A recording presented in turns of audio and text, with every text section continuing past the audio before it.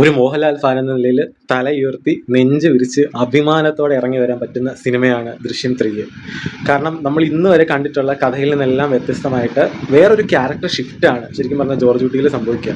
ദൃശ്യം 2-ന്റെ അവസാനം എങ്ങനെയാണോ അവിടുന്ന് കഥ പതിയെ തുടങ്ങുന്നു. ആദ്യത്തെ ഒരു പകുതിയോളം ഭാഗങ്ങൾ അവരുടെ കുടുംബം, അങ്ങനെയുള്ള കാര്യങ്ങൾ, അവരുടെ ബിസിനസ്, സിനിമ, അങ്ങനെയുള്ള കുറച്ച് കാര്യങ്ങളൊക്കെ ആയിട്ട് കുറച്ചൊന്ന് ലാഗടിച്ച് പോകുന്നുണ്ട്. എന്നാൽ ഇടയ്ക്കിടയ്ക്ക് ഓരോരോ ചെറിയ സംഭവങ്ങൾ ഇങ്ങനെ നമ്മൾ പടക്കത്തിന് തിരി കൊളുത്തുന്ന പോലെ ചെറുതായിട്ട് കൊളുത്തി ഇൻ്റർവെൽ ആകുമ്പം വലിയൊരു പീക്ക്, ഒരു റിവീലോട് കൂടിയാണ് ഇൻ്റർവെല്. ഒരു നല്ലൊരു ക്യാമിയോയിലൂടെ ഒരു ഇൻ്റർവെൽ പോർഷൻ ഉണ്ട്. അതിന് ശേഷം വീണ്ടും പിന്നെ അങ്ങോട്ട് പടം വേറൊരു ട്രാക്കിലാണ് പോകുന്നത്. അപ്പോൾ നമ്മൾ തുടരുമൊക്കെ സിനിമയിലൊക്കെ കണ്ട ഒരു മോഹൻലാലുണ്ട്. ആ ഒരു മോഹൻലാലിനെ നമുക്ക് വീണ്ടും കാണാൻ പറ്റും. അതായത് അദ്ദേഹത്തിൻ്റെ കണ്ണുകൾ, മുഖം, അതൊക്കെ ഒന്ന് അഭിനയിക്കുന്ന ഒരു സംഭവമുണ്ട്. അത് ഭയങ്കര, അതൊന്ന് നമ്മളത് കണ്ടാൽ മാത്രമേ അത് മനസ്സിലാവുള്ളൂ. അത്രത്തോളം ഇമോഷണലി എൻഗേജ്ഡ് ആവുന്ന, അതുപോലെ ആ ദേഷ്യവും രൗദ്രവും സങ്കടവും നിസ്സഹായാവസ്ഥയും ഇതെല്ലാം കറക്റ്റായിട്ട് കൺവേ ചെയ്ത് കിട്ടുന്നുണ്ട്. പിന്നെ ഇതിൻ്റെ ഒരു ക്ലൈമാക്സ് എന്ന് പറയുന്നത് നമ്മൾ പ്രതീക്ഷിക്കാത്തൊരു ക്ലൈമാക്സ് ആണ്. അതിലൊരു ട്വിസ്റ്റ് ഉണ്ട്. ഒരു കാര്യം കൂടി ഞാൻ പറയുന്നത്, അധികം പേര് ശ്രദ്ധിച്ചിട്ടുണ്ടാവില്ല. ഈ സിനിമ തുടക്കത്തിൽ ഒരു 10 മിനിറ്റ് കുറേ കാര്യങ്ങൾ ഈ സിനിമയിൽ പറയുന്നുണ്ട്.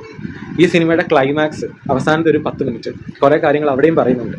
ഈ ക്ലൈമാക്സ് കണ്ടതിന് ശേഷം ഈ സിനിമയുടെ തുടക്കത്തിലെ 10 മിനിറ്റ് ഒന്നും കൂടി ഒന്ന് റിവൈൻഡ് ചെയ്ത് ഡോട്ട്സ് കണക്ട് ചെയ്യുക. മനസ്സിലാകും ബ്രില്യൻറ്റ് സ്ക്രിപ്റ്റും ബ്രില്യൻറ്റ് എക്സിക്യൂഷനുമാണ്. കാരണം നമ്മൾ ഇതുവരെ കണ്ടതൊന്നുമല്ല, ഇനി കാണാൻ കിടക്കുന്നതാണ് കഥ. ഇനി എന്തെങ്കിലും പറഞ്ഞാൽ സ്പോയിലറായി പോവും. അതുകൊണ്ട് ഒന്നും പറയുന്നില്ല. കഴിവതും ഇന്നും നാളെയൊക്കെ ആയിട്ട് തന്നെ തിയേറ്ററിൽ പോയി കാണുക. സാറ്റർഡേ സൺഡേ ഒക്കെ ആയി കഴിയുമ്പോഴത്തേക്കും മൊത്തം ട്വിസ്റ്റും കാര്യങ്ങളും എല്ലാം റിവീലായി പുറത്ത് വരും. അപ്പോൾ അത് കൂടുതലൊന്നും പറയുന്നില്ല.